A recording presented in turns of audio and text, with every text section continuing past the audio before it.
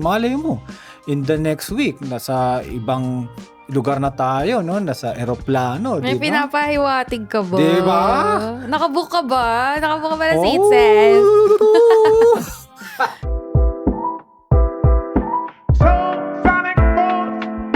Ilang weeks na tayo dito nagsushoot sa ating bahay studio. I'm not saying pangit yun. I'm not saying okay din yun palagi. Pero wala lang. Parang kung napapansin nila at nakikinig sila or nanonood sila ng video episode, makikita nila, ilang linggo na sila sa bahay ah. Uy, kasi dapat nag-record tayo doon sa staycation. E di dapat iba yung setup na nakikita nila. Ayoko eh. Parang Bakit? mas gusto ko yung setup natin na ganito. Kesa sa kama. Oo. Pero soon, baka mag-record tayo na nasa kama ulit. Kung makikita niyo yung mga past episodes, meron kaming record na nasa hotel bed. Kasi Yeah. wala namang upuan sa bed. Mahirap. Sorry, wala namang upuan sa mga ibang hotel minsan. Yeah. Okay lang yun. Parang, sabi ko, hindi naman masama na dito na naman tayo. Hindi rin masama na walang lakad. Oo. Kasi marami naman pwedeng gawin habang walang trips. Yeah. And eto pa, bumabagyo. Oo nga eh. Halos ang maulan. daming wala ring lakad ngayon. Mm-mm. Idagdag mo pa ang mahal ng mga airfare. Kahit na piece of fare ngayon, ang mahal. Piece of fare ba? Sa ano pala yung mga bagong, tawag doon? Bagong ruta, piece of fare. Pero yung mga hindi, piece of fare, yung mga lumang ruta, locals, 8 pesos. Hindi ko lang alam kung aabot dito sa episode na to. Aabot pa to. Feeling ko by Monday. Meron pa? Oo. Pagkalabas nito, tingnan nyo agad sa Cebu Pack. Baka meron pang pakonti-konting 8 peso base fare local and 888 pesos base fare international. Yo. Ano lang yun hindi lahat baka sabihin may mag-comment, wala naman hindi naman totoo, wala akong makita 8 pesos or 888. Tsaka unahan yun. Ganun talaga kasi Diba? nga, baka ubus na by that time. Buti nga sinasabi pa natin, malay mo, by that time meron pa at makakuha sila. Tama. Kung naka-follow lang sila doon or nakasali sila sa ating FB community, di alam na agad nila yun, di ba? True. Lagi tayo nagpo-post. Nakakatuwa kasi ang daming sumasali ngayon sa FB community natin. From frequent travelers to beginner talaga. Kasi yung tanong niya, Wala talagang alam, oo, no? wala pa. As in, first time ko po magta-travel, paano po mag-book? Ganon yung mga tanong. So, naisip ko tuloy, yung group natin, diverse pa siya. From beginner levels to nagta-travel na paminsan-minsan to frequent travelers. Kasi may mga kapwa travel creators din tayo na naka-join doon, na nagbibigay ng tips, ganyan. Pero ang maganda doon, pare-parehas travelers. Yes, yun yung Diba? gusto nating maging core ng ating lahat ng socials actually. Ang Even this, Tara bilang Podcast. binuksan yung ilaw Kasi nakalimutan ko yan last week. Mas maganda may accent, diba? We make the best of kung nasan tayo nagsushoot. Mm-mm. And gusto ko, yung last time sabi mo mag-shoot tayo doon sa staycation. Parang mas feel ko dito, yung ganito setup. Paano ba yan? Baka magkaroon ng lakad sa mga susunod. Di hindi tayo makapag-shoot sa ating bahay studio. Okay lang. Sabi ko nga, kung nasan tayo, ano natin. We make the best out of it. Yes. Yan. Di ba nga sabi ko gusto ko mag-shoot sa cafe? Nahihiya lang ako. Nahihiya lang tayo kasi baka mamaya maingay. Actually, doon sa napag-stayan natin na staycation, medyo maingay nga doon kung doon tayo magpa-podcast. At saka maulan. Walang lighting. Tapos ang lakas ng hangin, ng ulan. Hanggang ngayon, buti nga nabiyayaan tayo ng araw na medyo mukhang kumukulimlim na naman. Malapit na naman nga. Hindi, pero kaya ako nahihiya doon, hindi dahil maingay yung paligid, baka tayo ang mag-ingay. Kanyari, biglang mag-uusap ng ganyan. Okay lang ba? Mas maingay pa sila Well, mas malakas nga boses nila. Diba? Maka-capture sa podcast yung boses nila pagka nag-podcast tayo sa labas. Pero, ewan ko, parang gusto kong subukan pa rin. Yeah, subukan natin. Tsaka maka-capture talaga yung nila, yung mga sounds nila.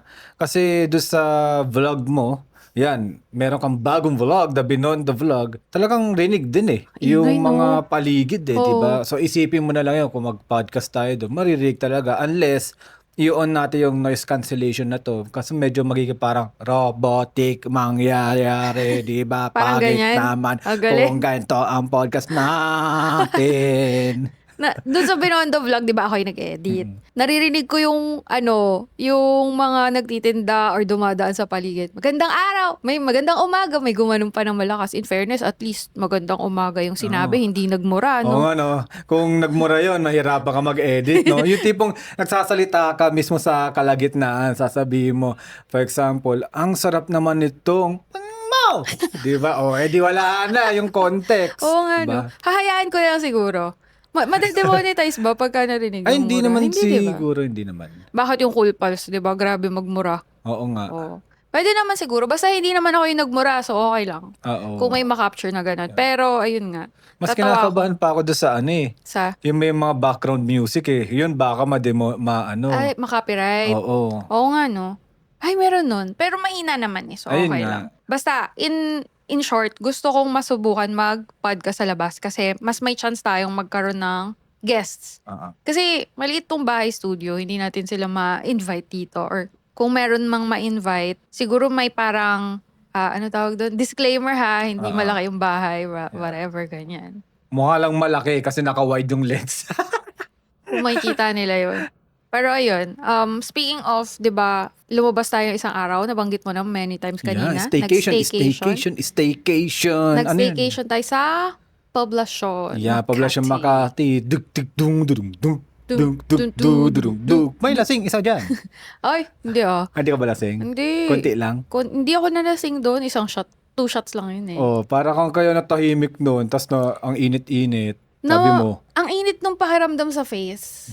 Nung alak. So, quick kwento for context para alam nila. Yung ano kasi, yung staycation natin is a hostel type. Pero hostel meron siya. siyang private rooms. Yeah, usually naman yung ibang mga hostel may private rooms na rin. Nga no, nababanggit din natin yun sa mga episodes din na Yeah. fan din tayo ng ganung hostels kasi usually mura yon. Oh, mura. Tapos may option ka for a private room, hindi lang naman siya panay dormitory rooms. Pero yun, meron palang ganun sa Makati, sa Poblacion. Oo nga, nagulat nga ako eh. Ang ganda, nice find ka doon. Tapos, sa taas nun, may rooftop bar. Doon ako napainom ng hindi naman planado. Ganda rin kasi ng deal nila eh, no? Parang may meet up kayo ng iba't ibang mga tao, lahat ng mga nakastay doon. From 6:30 to 7 p.m., only ram cook. Di ba? 30 minutes lang naman. Pero kung gusto mo sulitin, edi laklakin mo yun. Di ba? Oh. Penga pa po. Eh, di lasing ka na, di ba? Pero magandang ano yun, strategy on their side. Magandang Kasi, promotion. katulad doon, napatambay tayo doon eh. Dahil yung mga, ano doon, tawag doon, mga staff doon, parang maboka rin, masaya din. Yes. Tapos yun, pag may nakilala pa tayo, katulad may nakilala tayo doon, si Diego from Mexico. Hi there, if you're listening to this, I doubt it that you're listening to this. My English is so very, very many that night. Diba? Nakota ka na ng English ng isang gabi Oo. for 1 month na English mo na. O nga no, si Diego. O, diba? Na akala mo David, Oo nga na eh. akala ko Daniel, tapos nakita natin sa Facebook, ay shit, Diego pala. So, lasing nga. Joke lang. Hindi naman. Diba? Kasi tagal na rin tayo hindi umiinom. Napasyat ng konti, tapos napasarap din yung kwento. Yung sinasabi ko, isipin mo, kung hindi lang siya magsha-shower, di baka napatambay tayo, nagkwentuhan kasi ang dami niyang Ang dami. Ano Kwento? siya, ang dami niyang kwento, tapos solo traveler siya. 'Di ba? Tapos talagang nagtatanong sa atin, ano ba yung mga saan pupunta? Tagalog. Marunong magtagalog, joke lang. Nagtagalog si Diego na Mexicano. 'Di ba? Kumbaga ang usapan is from mga food, from surname, 'di ba? Para kung ano niya yung magkakaparehas na surname niya yung Mexico and Philippines. Then, yung nga, kung saan pa magta-travel kasi medyo matagal daw siya dito sa Pilipinas at gusto niyang lumibot daw. Yayamanin si kuya mo. First time niya. Oo. Tapos, ang punta niya is Cebu. So, puro Cebu yung tinanong niya sa atin. And, kung saan pa pwede after Cebu. Pero may plans na siya, like Palawan ata nabanggit niya nun, no? Oo. Then, nagtatanong Or din siya. nagtatanong pa lang. Kasi, unang banggit siya sa akin, Mualboal eh. Sabi ko, saan ba yun? Alam ko, narinig ko yun eh. O nga pala, sa Cebu yun, di ba? Nadaanan ba natin yun nung nagkawasan? Hindi. Lilagpasan lang natin. Hiwalay, ibang ruta siya. Tsaka hindi na natin talaga siya sinama sa itinerary kasi takot nga ako sa whale shark. Sa Oslo, yun eh. Yun nga. Mualboal dun sa kabila eh. Hindi ba yun? Hindi. Nalito ako, pero kasi yung minimin ko yung Oslob nga, sorry. Kung magkaiba yun. Pero yung Oslob, yun yung inekis natin. Kasi nga ayoko. Kasi magka-same ruta yung Kawasan Falls, pati yung Mall Buwal eh. Pati yung... Totoo ba yan? Baka mali ka. Tinignan ko yun. Nag-check kami ni Diego ng mapa nun eh. Tapos sabi ko, friends na sila ni Diego. Tapos sabi ko, you can go to Kawasan Falls. Tapos yung nga, Osmeña Peak if you want, blah, blah, blah. But be careful, the bus. If late, there's no more bus back to the city. Di ba? Wow, Galing ka na mag-English, di ba? Putik yan, kotang-kota ako sa English doon. Pero in fairness ang saya makipag-usap. Yeah. Di ba, sa table na yon, 3 lang tayo eh. Siyempre, nga tayong dalawa, magkakilala, tas lumapit siya, tas hanggang matapos siya or hanggang kailangan niya yung time na kailangan niya nang bumalik sa hotel, sa room niya, talagang tayo lang 3 yung nag-uusap. Yeah. Kasi sandali lang din siya. Tapos, parang may common ground kasi pare-parehas nating gusto mag-travel. Yeah. Kasi nga solo traveler siya. Tapos sakto, first time niya sa Pilipinas, nagtatanong siya ng tips sa atin. At sakto, travel tips din naman yung madalas nating binibigay dito sa mga socials natin and all. Pati sakto, nakausap nating tao diretso. Tatanong talaga siya ng tips. So, parang okay, sarap kausap. Nakikinig talaga. At nililista. Nililista niya. At chinecheck niya pa. Kung magkano yung pamasahe. Magkano pamasahe ba dito papunta? Tas anong ruta ba? Kaya ba? Ganun. So, nakatuwa ma-meet yung ganun. Yung, ang dami pa doon eh. Medyo madaming tao doon. Yung katulad may Vietnamese guy doon na parang gustong kumausap siguro kasi mag-isa lang siya. Oo nga, gusto ko din sana siyang kausapin. Hindi ko lang talaga alam paano i-approach. Ang layo din eh. Oo. Ang layo din parang medyo dapat tinulungan na tayo nung staff doon kasi sila yung parang medyo maboke. Tapos yung iba, may ano doon eh, tawag doon European, di ba? May Nigerian yata doon. Hindi ko napansin. Basta tapos parang nawala sila nandun sa Yosihan. Lumabas. Lumabas sila sa Yosihan lahat, di tayo nag-Yossi. So, GG. So, tayo lang natira lalo doon sa loob. Nung nakita ko yung picture, kasi pinost ko yun eh. Parang, walang tao sa likod. Oo nga, no? Diba? Kasi nga, nag-Yossi sila eh. Alam mo na, papunta na yan sa karaoke night, din pare-pare eh. Pare-pare, tas inom-inom na sila dyan. Speaking of inom, mapainom tayo ng wala sa oras, pero konti lang. Konti lang. Mas madami kang nainom sa akin. Hindi ko naman yun sinasadya. Sa dami-dami naman ng raffle na mapapanalunan ko ay 2 shots pa ng alak. Oo nga, hindi pa yung for example, yung free stay. Di ba yung free stay? Meron. Or free voucher ng food, mga ganun. Alak pa talaga yung napanalunan. So, ayoko maging KJ. Konti lang naman yung tao. Pero, ayun na nga konti na nga lang yung tao, tapos magke-KJ ka pa. So, ininom ko. Ako, abangan nyo yun sa upcoming vlog sa Friday. Funny yun. This Friday or next Friday.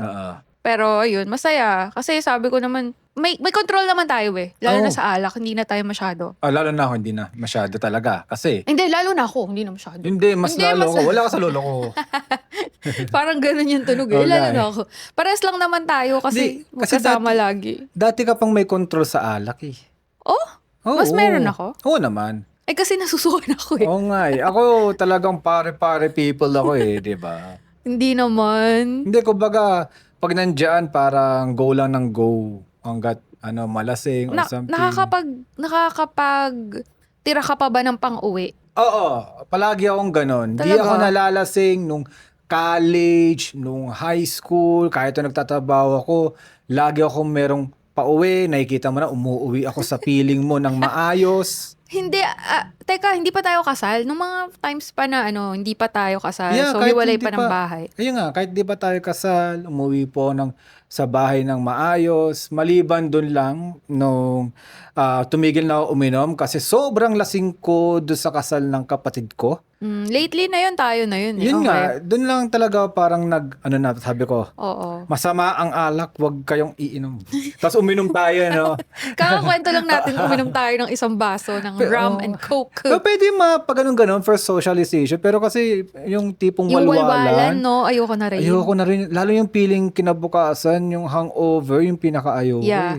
Hindi na kasi pang ganun yung katawan natin dahil medyo nasa trentahin talaga na. At tapos, yung parang bihira, pagbihira na, Ah. mas lalo ka yatang tatamaan. Yeah, Ewan yeah. ko kung tama. Oo, tama nangyari sa'yo. Tinamaan ka. Sandali lang nga yun, tapos nawala rin, humupa din yun. Malakas ka eh. Malakas ako. Oo nga eh. Pero back to dati, mas may control ako sa'yo sa inom. Tapos ikaw, wala kang control sa inom, pero nakakapagtira ka pa uwi. Oo, Hindi ka nanakawan, hindi ka nakatulog. Blackout, wala? wala, yun lang talaga. Yung sa, nung naranasan ko ma-blackout, doon ako medyo tumigil. Sabi Isang ko, beses lang? Oo. Grabe. Sabi ko, medyo hindi na ako si Iron Liver. Tawag sa akin ng mga ng mga kaibigan ko, Iron Liver. Di ako nalalasing. Okay. Hindi, nalalasing ako. Baka sabihin, di ako talaga nalalasing. Pero nakakauwi pa rin ako. Oo. Di ba? Pero- Sumusuka din ako. Pero alam mo yun, kumbaga... Susuka pero hindi susuko. Yung, ganun tayo pag uminom talaga. Grabe. Di ba, minsan pa nagbabasketball ako. Yung kasama ko yung mga tropa ko. Di ba, nagko-crossover daw ako. Kasi lasing na ako eh. Pero walang bola. Walang bola. Di ba? Gumagano-ganon daw ako. Gets, Di gets. ba? Pero yung tipong na blackout, dun talaga ako sabi ko, ayoko nang uminom. Ako, alam mo ba? Okay. Alam mo na to, di ba?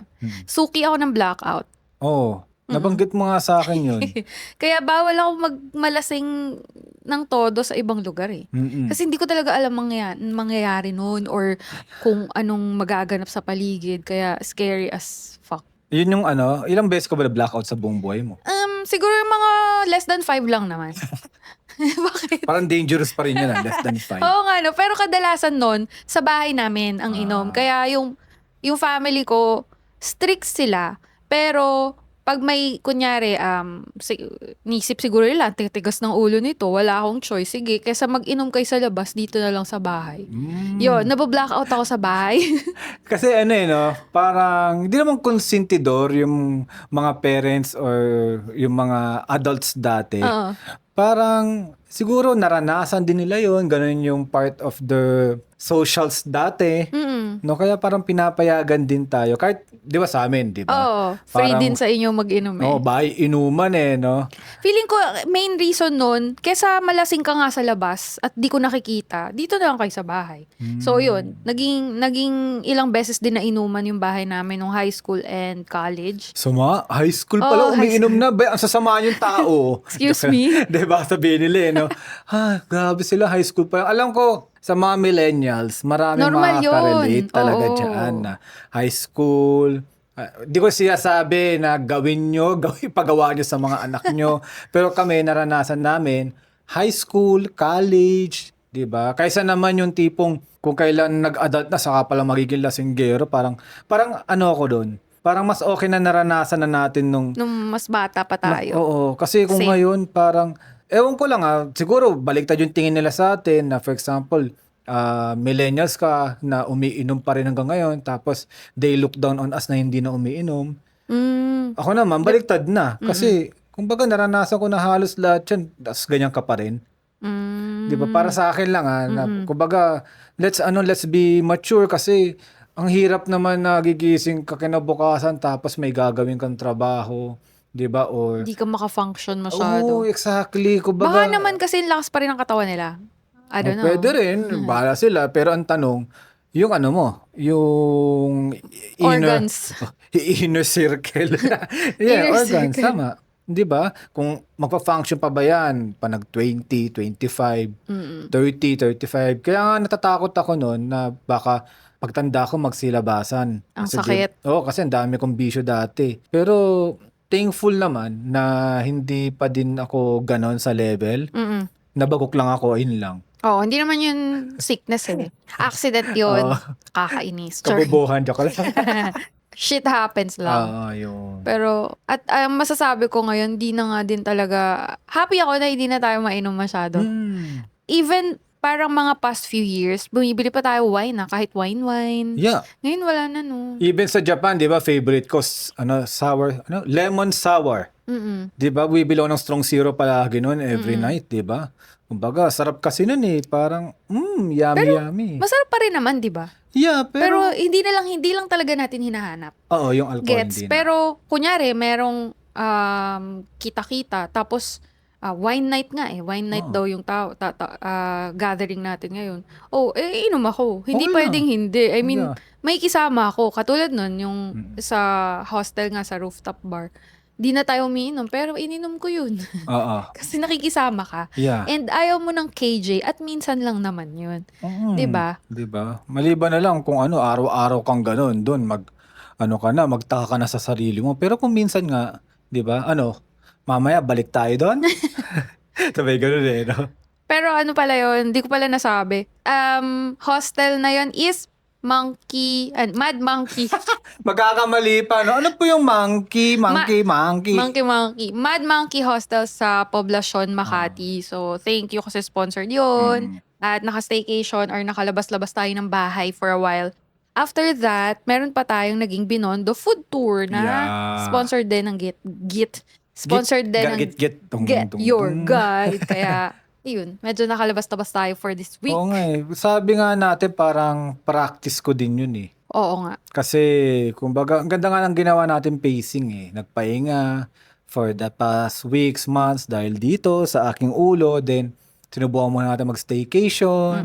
Then, food trip sa Binondo. Para lang ma-pacing lang. Kasi, malay mo, in the next week, nasa ibang lugar na tayo, no? Nasa eroplano, May di ba? pinapahiwatig ka ba? Di ba?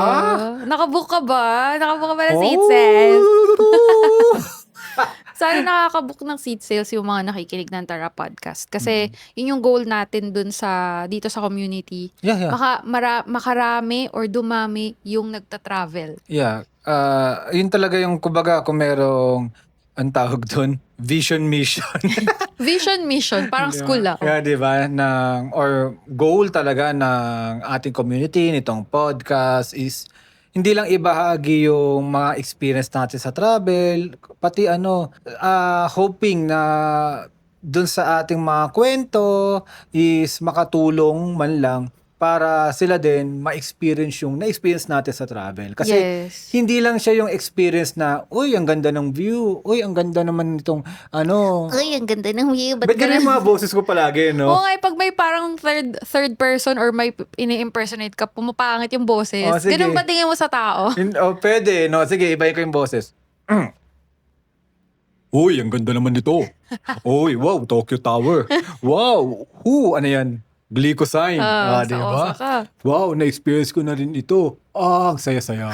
Ayun na, Okay. hindi ba ka na yung boses ko, Sige. ha? Ayun, hindi lang yon, kundi yung, kumbaga, alam mo yun, yung na-feel natin, parang lumalawak yung utak natin sa travel. Yes, yun yung Diba? goal Yun yung talaga yung goal. ng natin as a traveler at ng mga sinishare natin Yeah. na sana ma-experience din nila outside their homes. Hindi lang ng outside bansa kasi pwede naman local eh. Outside their homes para makita nyo na hindi lang pala ito yung pwedeng maging life. Oo. Meron pang iba. For example, hindi normal sa akin na kumakain ng Sige, kumakain ng stinky tofu. stinky tofu. Sa iba, normal pala yun. Pwede pala yun. Na ganun kabaho pero masarap. Mga ganun. Diba? Mga simpleng bagay lang. Kaya parang sana marami pa maka-experience ng travel. Oo. And hindi naman kailangan mayaman ka to travel. Yun nga isa pa yun, di ba? Kailangan talaga natin ipamuka. Joke lang. Grabe, no? Ipamuka. Ipa mo ka. Di ba? Na kasi parang may mga elitist din na mga nagta-travel. Ba yan? Nagta-travel, wala namang budget. O kaya, ano ba yan? Nagta-travel, panay piece of air naman binubook. ano ba yan? Nagta-travel, panay 7-Eleven lang sa Japan. Oh. Di ba? May mga ganong tao na ito ulit, ring finger para sa inyo. Ayan, mabubuka mo ba? Sorry. May inom ako eh. Nagulat siya. Napatingin na naman ako, ano ba nung ginamit niyang finger? Mamaya niyan, ma-demonetize na yung face. Ay, Ring wala finger. palang monetization. Di ba? Wala monetization. Pero yung ring finger sa inyo, bakit ring finger? Kasi magpakasal kayo para sumaya naman kayo sa buhay nyo. Hoy, pwede namang sumaya kahit solo. Okay. Di magpakasal kayo sa sarili nyo.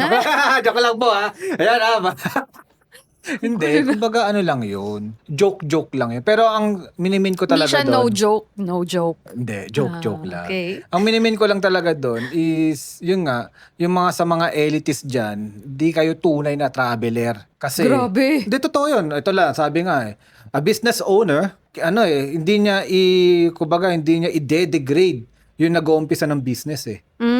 Di ba? Nabasa ko yan. Ganda niyan. Di ba ang ganda nun, di ba? Siyempre rin yung traveler. Hindi rin niya i-degrade yung nag-uumpisa pa lang mag-travel. Di ba? No matter what budget it is. Yes. Di ba?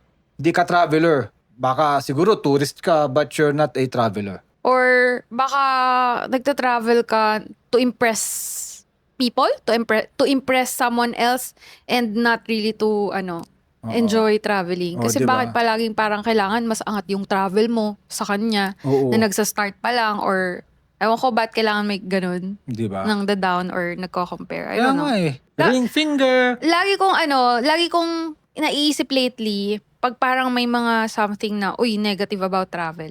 Yung sinabi ni Yosh ng TPT, hi TPT, yung sinasabi niya na na dapat nasa travel tayo community, nasa travel siguro sa content creation na rin.